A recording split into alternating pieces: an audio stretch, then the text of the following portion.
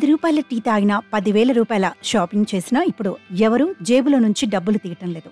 Phone తీసి PhonePe, Google pay చేస్తున్నారు. దేశవ్యాప్తంగా యూపీఐ పేమెంట్స్ సిస్టమ్ అంతగా ప్రజల్లోకి చొచ్చుకుపోయింది. బ్యాంక్ ట్రాన్సాక్షన్లు కూడా ఈజీగా అయిపోతున్నాయి. కానీ రోజుకు ₹1,00,000 వరకు పరిమితి ఉండటంతో కొంతమందికి ఇబ్బందులు ఎదురవుతున్నాయి. ఈ ఇబ్బందులను పరిష్కరించే దిశగా ఆర్బీఐ ముందడుగు వేసింది.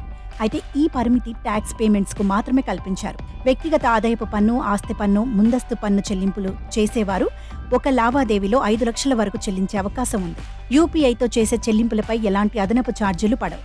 ఇదే డెబిట్ కార్డులు లేదా క్రెడిట్ కార్డులతో పేమెంట్స్ చేస్తే ఛార్జీలు చెల్లించాల్సి ఉంటుంది. ఆర్బీఐ ఈ పరిమితి పెంచటం ఇదేం తొలిసారి కాదు. ఇంతకుముందు 2023 డిసెంబర్లోని ఆర్బీఐ హాస్పిటల్, ఎడ్యుకేషన్ ఇన్స్టిట్యూషన్స్ వంటి వాటికి చేసే యూపీఐ పేమెంట్ లిమిట్ను 5 లక్షలకు పెంచింది. ఇప్పుడు అన్ని ట్యాక్స్ పేమెంట్ లావాదేవీలకు పెంచింది.